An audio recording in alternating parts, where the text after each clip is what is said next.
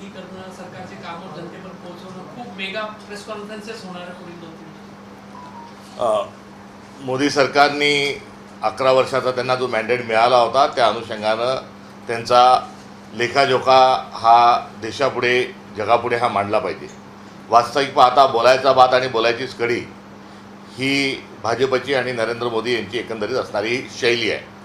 त्यामुळे त्या शैलीचा वापर न करता जे तांत्रिक दृष्टिकोनातून जे मान्यताप्राप्त जे मापदंड आहेत, ज्यांना लोकमान्यता आहे, ज्यांना विज्ञानाची मान्यता आहे आणि जे पॅरामीटर्स हे युनिसेफसारख्या, वर्ल्ड बँकसारख्या किंवा वर्ल्ड हेल्थ ऑर्गनायझेशनसारख्या ऑर्गनायझेशन ज्यांना रेफर करतात, अशा सगळ्या डाटाच्या अनुषंगानं त्यांनी आपला लेखाजोखा मांडला पाहिजे. दरवेळेस नरेंद्र मोदी आणि त्यांचे बगलबच्चे स्वतःची पाठ थोपटून घेण्यामध्येच कुठेतरी समाधान मानत असतात. मात्र त्यांनी तसं करू नये. Happiness index, hunger index, human development index यासारखे अनेक इंडेक्स आहेत. शाळेतून गळती झालेल्या मुलांचं प्रमाण, ग्रॅज्युएट होत चाललेल्या तरुणांचं प्रमाण, रोजगाराची उपलब्धता, या सर्व अनुषंगानं त्यांनी आपला लेखाजोखा मांडला पाहिजे. श्रीमंत हा अधिक श्रीमंत होत चालला आहे आणि गरीब हा अधिक गरीब होत चालला आहे, या संदर्भात देखील त्यांनी भाष्य केलं पाहिजे. आपण जर मागे वळून बघितलं तर 14 वर्षापूर्वी नरेंद्र मोदी काय काय सांगून सत्तेवर आले, तर दरवर्षी 2 कोटी नोकऱ्या ह्या उपलब्ध करून देऊ अशा पद्धतीने त्यांनी अभिवचन दिलं होतं. तर दुसरीकडे शेतकऱ्यांचं उत्पन्न दुप्पट करू, सर्व पिकांना MSP लागू करू, स्वामीनाथन आयोग हा 100% लागू करू, लागत मूल्यापेक्षा 1.5 पटीने हमीभाव राहील, याही घोषणा त्यांनी केल्या होत्या. आणि या सोबतीला 100 स्मार्ट सिटीज निर्माण करण्याचंही त्यांनी आश्वासन दिलं होतं. आता भिंग घेऊन जरी फिरलं तरी यातली एकही मागणी ही पूर्ण झालेली ही आढळून येत नाही. या पलीकडे जाऊन प्रत्येक माणसाच्या खात्यात 15 लाख रुपये थेट येणार, हे देखील त्यांचं आश्वासन जनतेला होतं. तर यासोबतच त्यांच्या भाजपसोबत एक पॅरलल विंग मोदींची जी काम करत होती, त्यात रामदेव बाबासारखी माणसं होती, त्यात अण्णा हजारेंसारखी माणसं होती.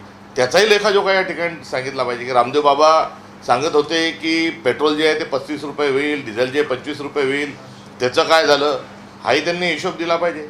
यासोबतच लोकपालाचं काय झालं, हेही मुद्दे सगळे सांगितले पाहिजे. त्यामुळे नुसत्या येऊन हवेत वाफा जिरवण्याच्या ऐवजी त्यांनी आपला लेखाजोखा 11 वर्षाचा सांगितला पाहिजे. नुकतेच आंतरराष्ट्रीय स्तरावर अमेरिका, जी नरेंद्र मोदींना फार जवळची वाटत आलेली आहे, यांनी त्यांचा अहवाल 8 दिवसापूर्वी जो जाहीर केला, त्यामध्ये हेट स्पीच देण्यामध्ये ज्यांचा हात खंडा आहे असा मोदींच्या संदर्भातला उल्लेख आहे. भारताचं प्रशासन हे इरॅशनल पद्धतीने चालत आहे असा त्यातला जो आशय आहे. हे सर्व जेव्हा मुद्दे येतात तर थेट पुलवामा त्यांच्या पहिल्या दिवशीपासून त्यांनी पाकिस्तानचे जे पंतप्रधान आहे त्यांच्या शपथविधीला आले तेव्हापासून तर ऑपरेशन सिंधूनंतर ज्या काही गोष्टी प्रश्न निर्माण झाले तिथपर्यंतचा सगळा लेखाजोखा त्यांनी मांडला पाहिजे. श्रीमंत अधिक श्रीमंत होत चालला आहे, त्यांचे जे उद्योगपती मित्र आहेत 2 अडाणी अंबानी, यांच्या मोदींच्या कार्यकाळात त्यांची संपत्ती कितीने वाढली तेही सांगितलं पाहिजे. शेतकऱ्याचं उत्पन्न किती कमी झालं तेही सांगितलं पाहिजे. नुसते दारिद्र्य रेषेचे सूत्र बदलून होणार नाही.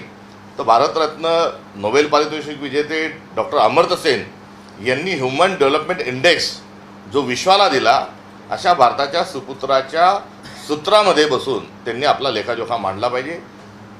शेवटी या 11 वर्षात हा भारताला पुढे घेऊन जाणारा नव्हे तर मागे घेऊन जाणारा राहिलेला आहे. त्यांच्या कारकिर्दीची तुलना मनमोहन सिंग साहेबांच्या कारकिर्दीशी जर केली तर स्पष्ट होऊन जातं की मनमोहन सिंग साहेबांच्या काळात एक विकासाची घोडदौड ही सुरू होती. त्यांनी घेतलेले निर्णय, त्यांची पारदर्शकता, भ्रष्टाचार थांबवण्याचा त्यांचा असलेला प्रयत्न, या उलट नरेंद्र मोदी यांनी काम केलं आहे. त्यामुळे जे आपल्या देशाचे जे चक्र आहे हे उलट्या दिशेने फिरत आहेत. हे 11 वर्षाचा लेखाजोखा जो आहे हा जनतेच्या समोर मांडण्याचं काम आम्ही देखील करणार आहोत. सुप्रियाताई म्हटले की कार्यकर्त्यांना विचारात घेऊन दोन्ही राष्ट्रवादी एकत्र येण्याबाबत निर्णय घेऊ. तो त्यांच्या पक्षाचा अंतर्गत बाब आहे. कोणी कोणत्या पक्षाने काय करावं हा ज्याचा त्याचा निर्णय. आम्ही गत 2 निवडणुका या महाविकास आघाडीच्या माध्यमातून लढलो. महाराष्ट्रात महाविकास आघाडी येण्याची एक विशिष्ट राजकीय परिस्थिती होती. तर इंडिया अलायन्स हा लोकशाही विरोधात नरेंद्र मोदी आहे आणि संविधानाला बदलू भाजप पाहत आहे, या दोन मुद्द्यांच्या अनुषंगानं देशभरामध्ये इंडिया अलायन्स निर्माण झालं होतं. आजही लोकशाहीचा असणारा त्यांचा, मोदींचा, भाजपचा विरोध आणि संविधान बदलण्याच्या करता चाललेला त्यांचा खटाटोप आजही सुरू आहे आणि करिता आम्ही या प्रवृत्तीच्या विरोधात लढणार आहोत. जे या लढाईत आमच्यासोबत असतील त्यांना सोबत घेऊन आगामी काळात काँग्रेस वाटचाल करेल. राष्ट्रवादी उद्धव ठाकरे यांच्या एकत्र येण्याबाबतीत एक अपडेट येत आहे की आज दोन्ही भावांची विदेशामध्ये भेट झालेली आहे आणि विदेशामध्ये सोबत येण्याबाबत चर्चा झाली. त्यांची त्या भेटीच्या संदर्भात तेच अधिक चांगल्या पद्धतीने सांगतील. मात्र माझी आग्रहपूर्वक विनंती हीच आहे की खूप समस्या आहेत महाराष्ट्रात. गव्हर्नन्स कुठेतरी खाली जात आहे. शेतकऱ्यांच्या प्रश्न मोठ्या स्वरूपामध्ये रुद्ररूप धारण करत आहे. खरीप हंगाम आलेला आहे. शेतकऱ्यांना पेरण्याकरता कुठल्याही प्रकारचा पतपुरवठा हा झाला नाही. कर्जाची पुनर्बांधणी जी आहे, पीक कर्जाची, ती पुनर्गठन जे आहे त्या संदर्भात कुठलाही निर्णय नाही. खत, बियाणं याचा तुटवडा निर्माण झालेला आहे. शेतकऱ्यांना एकरी 20,000 रुपये आणि हेक्टरी 50,000 रुपये दिल्या गेले पाहिजे, ही आजची आणीबाणी आहे, ज्वलंत प्रश्न आहे. या सर्व प्रश्नांच्या माध्यमातून जर उहापोह जर आपल्या महाराष्ट्रात जर झाला तर हा महाराष्ट्र पुढे घेऊन जाण्याच्या अनुषंगानं मदत होईल. त्यामुळे लक्ष डायव्हर्ट करण्याकरता कुठेतरी पुण्याचं प्रकरण, त्याच्या आधी बीडची चर्चा आणि आता कोण एकत्र येणार यावर जो राजकीय दांड हा वळवलेला आहे हा संयुक्तिक नाही. दोन्ही राष्ट्रवादी एकत्र येण्याची चर्चा सुरू असताना तुम्ही स्थानिक स्वराज्य संस्थांच्या निवडणुकीची कशी तयारी करताय? एक तर काँग्रेस तयारी करताय की एकत्र लढण्याच्या काही चर्चा सुरू झालेल्या आहे, काही चर्चा झाल्याच नाही आतापर्यंत? या अत्यंत सुस्पष्ट स्वरूपाचे निर्णय याआधीच आम्ही घेतलेले आहेत आणि आमचे मित्रपक्षांना आम्ही ते सविनय त्यांच्यापर्यंत कळवलेले पण आहे की स्थानिक स्वराज्य संस्थांच्या निवडणुकीमध्ये स्थानिक पातळीवर आमचे नेते, आमचं संघटन त्या ठिकाणी निर्णय घेईल. किरण कुलकर्णी यांच्या नातू तुम्ही मागणी केलेली आहे. किरण कुलकर्णी हे एकंदरीत जो मतांची जी चोरी झाली, जो मतांवर दरोडा टाकला गेला, याच्या मुख्य सूत्रधार हे देवेंद्र फडणवीस जरी असले तरी हस्तक स्वरूपामध्ये त्या ठिकाणी प्रशासकीय अधिकारी किरण कुलकर्णी यांनी हे कार्यरत होते. त्यामुळे मतदार संख्या ही 41 लाखांनी कशी वाढली आणि शेवटच्या 5 वाजेनंतर 76 लाख मतदान कसं झालं, या प्रश्नाचं जे गूढ आहे, उलटपक्षी हे ओपन सिक्रेट आहे. मात्र या सगळ्या गुडाच्या अनुषंगानं कार्यरत असणारी व्यक्ती म्हणजे किरण कुलकर्णी हे होते आणि त्यांची नार्को स्टेज जर झाली तर हा महाराष्ट्रातला झालेला एकंदरीत जो मतांवर टाकलेला डल्ला आहे आणि ही जी फिक्सिंग आहे, मताची जी चोरी आहे, तिचा पर्दाफाश होईल. निवडणूक आयोगाने चॅलेंज केले की लेखी तक्रार करावं म्हणून काँग्रेसने. निवडणूक आयोगाकडे लेखी तक्रार याच्या वारंवार केलेल्या आहे. निवडणूक आयोग हा कुठेतरी अमित शहा यांच्या सूचनेनुसार कार्यरत आहे असं स्पष्ट दिवसेंदिवस होत चाललेलं आहे. आपल्या सगळ्यांना ज्ञात असेल की देवेंद्र फडणवीसांनी मुख्यमंत्री पदाची शपथ घेण्याच्या पूर्वी किंवा कोण बनेगा महाराष्ट्राचा मुख्यमंत्री ह्या जेव्हा ब्रेकिंग सगळ्या चालल्या होत्या तेव्हा काँग्रेसचं शिष्टमंडळ आपल्या सगळ्या पुराव्यानिशी हे निवडणूक आयोगामध्ये गेलं होतं आणि त्या ठिकाणी 5 वाजेनंतर मतदान कसं वाढलं हा मुद्दा 8% वाढलेल्या मतदानाच्या अनुषंगानं एकूण 75 लाख मतदानाच्या अनुषंगानं त्या ठिकाणी ते गेले होते. त्यावेळेस ही तक्रार केली. संसदेमध्ये जेव्हा राहुल गांधींनी भाषण केलं तेव्हा सरकारला विनंती केली की याच्यात राजकारण बाजूला ठेवू, याचं सगळ्या हे जे आक्षेप आहेत हे लोकशाही वाचवण्याकरता याची चौकशीचे आदेश द्या. त्यानंतर वारंवार आमचे शिष्टमंडळ हे निवडणूक आयोगाला भेटलेलं आहे. मात्र निवडणूक आयोग जे आहे अडचणीत आल्यानंतर नियम बदला, CCTV फुटेज मागितलं, नियम बदलले, मतदार यादी फोटोसहित आम्हाला द्या, नियम बदलले. त्यामुळे निवडणूक आयोग जो आहे हा निवडणूक आयोगाचीच भूमिका ही संशयास्पद आहे. यात भरीच भर माध्यमांना देखील या सर्व गोष्टींचा संताप हा आला पाहिजे. अजून तो एवढा का आला नाही हा देखील एक मोठा गूढ प्रश्न आहे. कारण निवडणूक आयोगाने काय सांगितलं की राहुल गांधी माध्यमांकडे का जातात, त्यांनी आमच्याकडे यावं.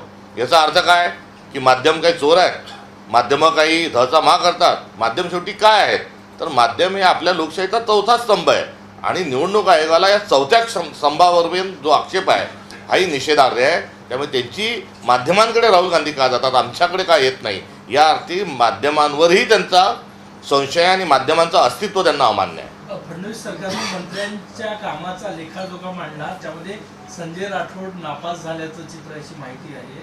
तेव्हा संजय राठोड नाराज आहेत. ते म्हणते की मला अजूनही उद्धव ठाकरे फोन करतात. कोण नापास कोण पास हा सगळा चालत असणारा यांचा हा खेळ आहे. मागचं 100 दिवसानंतरचं एक प्रगती पुस्तक होतं. आता हे सबस्टेल एकतर पहिले हे कॉपी करून पास झालेलं सरकार आहे. यांनी जे परीक्षेचं जे सेंटर होतं हेच मास कॉपीमध्ये करून यांनी स्वतःच्या डिग्र्या आणि स्वतःचं बहुमत आणि स्वतःचं इलेक्शन सर्टिफिकेट प्राप्त केलेलं आहे. आणि आता यामध्ये गँग ऑफ ट्रिपल इंजिन सरकार स्थापन झालं आहे. एकही निर्णय लोकाभिमुख नाही. आश्वासनं दिलेले पूर्ण व्हायला तयार नाही. गृह विभाग जो आहे मुख्यमंत्र्यांकडे याचे वाभाडे दिवसेंदिवस निघत चाललेले आहेत. कालही पुण्यामध्ये एक पोलिसाचे देखत खून झालेला आपण बघितला. त्यामुळे फेल नाही तर हे महाराष्ट्राचं वाटोळं करायला निघालेलं हे सरकार आहे. आता कोण बास कोण नापास हे करून बुद्धिभेद करण्याचं काम देवेंद्र फडणवीस करत आहेत. अलीकडच्या काळामध्ये महाविकास आघाडीतील घटक पक्ष असेल, काँग्रेस असेल किंवा शिवसेना असेल, याला गळती लागल्याचं दिसून येत आहे. चंद्रपूरमध्ये काँग्रेसमधून नेते गेलेले आहेत. भाजपात तर आज चंद्रहार पाटील देखील शिंदेच्या शिवसेनेत प्रवेश करत आहेत. घाबरवण्याचं काम भय आणि लालचपोटी बरेचसे लोक हे महायुतीमध्ये जात आहेत. अशा प्रकारचे एक परिस्थिती आहे. त्यामुळे भाजप राहिला भाजपचा विषय तर भाजप जी आहे हे काँग्रेसचेच नेते एकामागे घेत आहेत. त्यांना तर आम्ही काँग्रेसचे नेते आणि कार्यकर्ते खाणारी चटकी नाही असं देखील म्हटलं. आता त्यांचं जे स्वरूप आहे भाजपचं त्यांच्या मंत्रिमंडळात जर मागे वळून पाहिलं तर काँग्रेसचेच नेते जास्ती आहेत. त्यामुळे काँग्रेस मुक्त भारत म्हणणार आहे. भाजपची आता स्थिती एवढ्या मोठ्या प्रमाणावर पक्षप्रवेश करून आता काँग्रेसयुक्त भाजप अशी एक परिस्थिती त्यांनी या सगळ्या प्रवेशाच्या माध्यमातून निर्माण केलेली आहे. सांगलीमध्ये राम मंदिरामध्ये मोठा भगवा ध्वज फडकवण्यात येणार आहे. पडळकर आणि संभाजी भिडे उपस्थित राहणार. तणाव देखील होणार असल्याची शक्यता वर्तवण्यात येते. या दोघांना तणाव निर्माण करण्याकरताच नियुक्त केलेला आहे. त्यामुळे हा किडे गुरुजी जो आहे हा याच पद्धतीने ते कार्यरत आहे. तर पडळकरांचा देखील हात यातच खंडा आहे. आता पडळकरांना नेमून दिलेलं काम हे पवारांना शिवीगाळ करण्याचं होतं. आता ते काम कुठेतरी मागे पडलेलं आहे. म्हणून आता हा नवा अजेंडा देवेंद्र फडणवीसांनी त्यांच्याकडे सोपवलेला दिसतो. वसंतदादा, शुगर इन्स्टिट्यूटच्या माध्यमातून पुन्हा आज अजितदादा आणि शरद पवार साहेब एकत्र एकाच मंचावर येणार आहेत. महाराष्ट्रामध्ये एकत्र येण्याची काही विशिष्ट व्यासपीठावर एकत्र येण्याची एक संस्कृती आपल्या महाराष्ट्रातली होती. मात्र अलीकडच्या काळात भाजपचा तो हट्ट आहे आणि जो अहंकार आहे त्या अहंकारातून एकत्रित व्यासपीठावर येत असताना प्रत्येक वेळेस राजकारण केलं जातं हे दुर्दैवी आहे. बच्चू कडू उपोषण सुरू झाले कालपासून.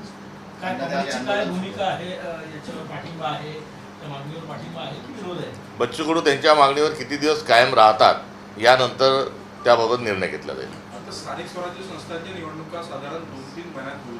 तुमचे जे दोन्ही सहकारी पक्ष आहे, उबाठा असेल किंवा राष्ट्रवादी असेल, ते दोन्ही अस्थिर आहेत. त्यामुळे ही योग्य वेळ नाही का की काँग्रेसला पुनर्वैभव प्राप्त करून त्याच्यानंतर तुम्ही स्वबळाची तयारी केली पाहिजे?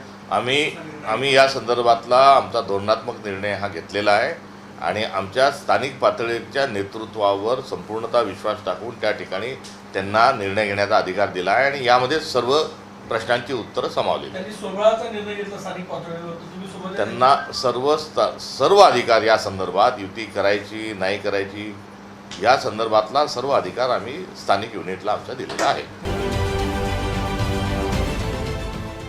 देश विदेशातील प्रत्येक घडामोडींचे लाईव्ह अपडेट मिळवण्यासाठी आता साम टीव्हीच्या सर्व सोशल मीडिया प्लॅटफॉर्मला लाईक, फॉलो आणि सबस्क्राईब करा. तसंच सर्व नोटिफिकेशनसाठी बेल आयकॉन प्रेस करायला विसरू नका.